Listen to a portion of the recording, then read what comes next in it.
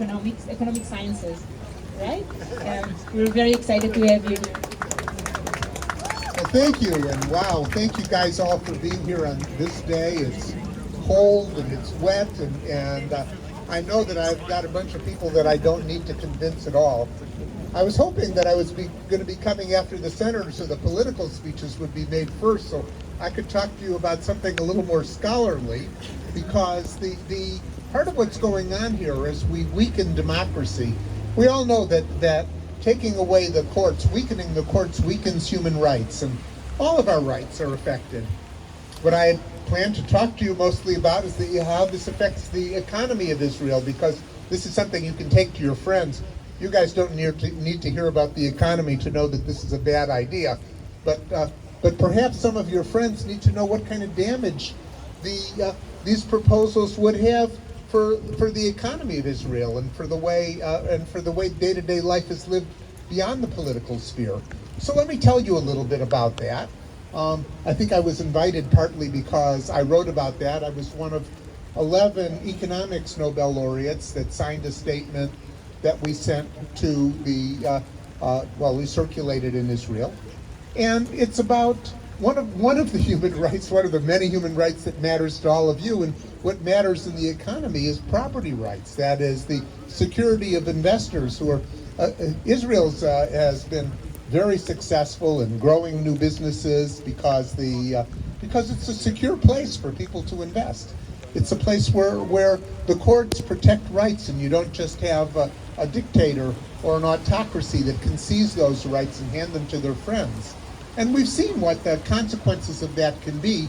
We've seen places like Turkey, where you guys may know the recent terrible earthquake in Turkey, which destroyed so much property and so many people. There were laws passed in 1999 in Turkey creating new earthquake standards for buildings. They've had earthquakes before, but those laws weren't enforced because the president's, Erdogan's friends were building buildings, and it was more expensive to build buildings that way, and they cheated on those laws, and those buildings collapsed in the earthquake. And that's the kind of Israel is being shaken by the events around it every day. It needs institutions that stand, that have the steel in them to survive the kind of shaking that goes on in the Middle East and all around the society in Israel. So one of the things we know among the human rights that are so important is the right to be secure in your property, to have rule of law in the country, no matter what the prime minister thinks, to have laws that are enforced so that we're all safe when the shaking happens, so that the buildings aren't collapsing, so that we don't have corruption. And we know we need to worry about corruption in Israel. We've got a prime minister who's indicted, for God's sake. I mean, yeah, right, exactly.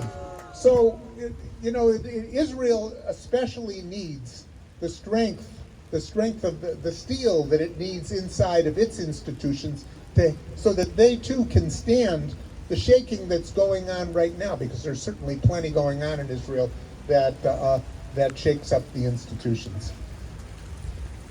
I came here intending to talk to you about economics, and I know that's not the most important thing on the minds for any of us. So I'm not going to go into any more detail about that. But I want to thank you guys all for coming out in this kind of weather, and when it's rainy and cold, it shows the dedication we all have. And I hope you'll have one more argument to tell your friends. Thank you very much.